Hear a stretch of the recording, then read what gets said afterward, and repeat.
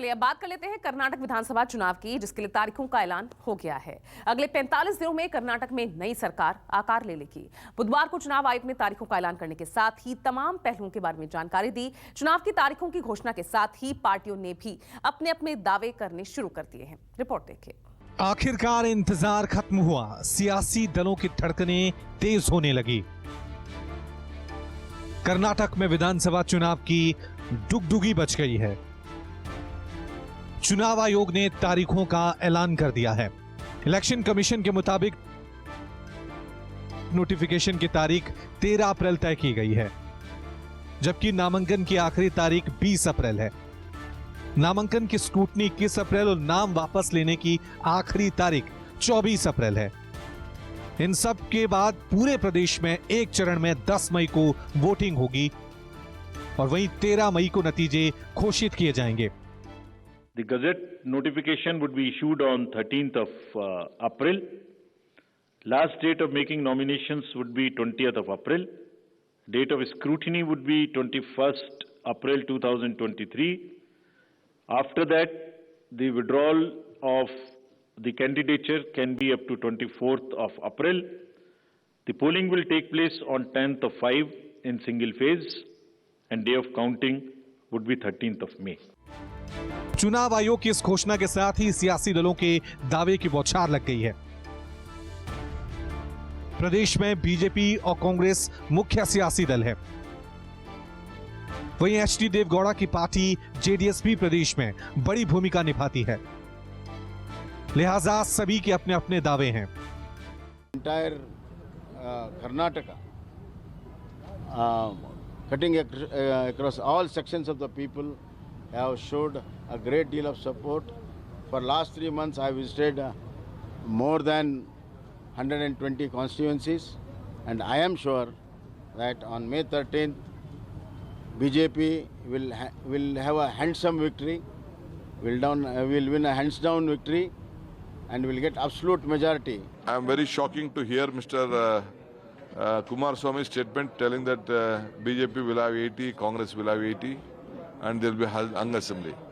All these days he was telling that he is going to have 123 seats. But now at least I am very happy he has given us 80, BJP has given us 80, and now rest to his. So I don't think there will be no hung assembly. It will be a full government with more than 140 seats.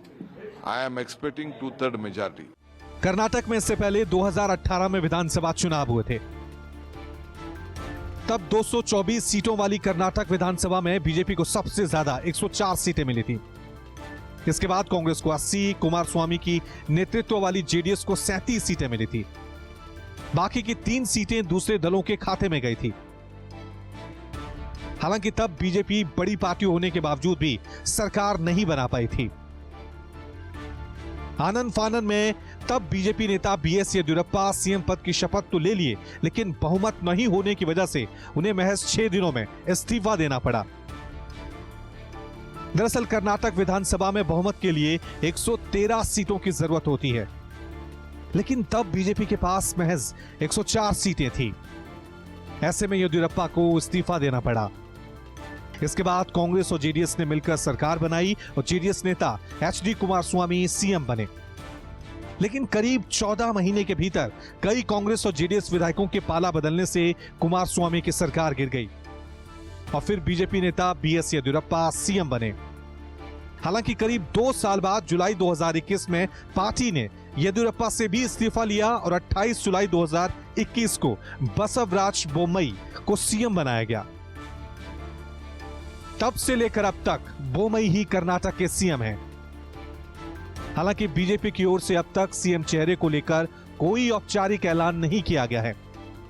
लोग Bharatiya Janata party के समर्थन में है। उसी प्रकार से पहले बोम्मई जी के नेतृत्व में, अभी बोम्मई जी के नेतृत्व में जो काम हुआ है, पहले येदियुरप्पा जी के नेतृत्व में बहुत अधिक काम हुआ है। 11 लाख किसान के बच्चों को स्कॉलरशिप देना और पीएम किसान सम्मान निधि 4,000 रुपये प्रदेश द्वारा और 6,000 रुपये केंद्र के द्वारा, बहुत कुछ काम हुआ। इसलिए हमारी स्पष्ट बहुमत में वहाँ पे प्रचंड बहुमत के साथ सरकार बन रही है। हर जगह जाकर हमारे लोग पहुँचे हैं और बूथ वाइज भी हमारे लोग काम किए हैं, तो हमारे जीतने की संभावना पूरी है। इसीलिए तो मोदी जी अपने पूरे कैबिनेट के कलीग को वहाँ पर लगाया है और खुद ही प्राइम मिनिस्टर, होम मिनिस्टर सभी वहाँ पर दौरे कर रहे हैं।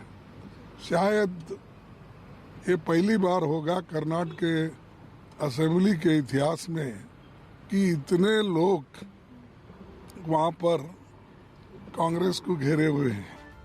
बहरहाल सबके अपने अपने दावे हैं। देखना दिलचस्प होगा कि आने वाली 13 मई को किसके दावे हकीकत में बदलते हैं और किसके दावे की हवा निकलती है।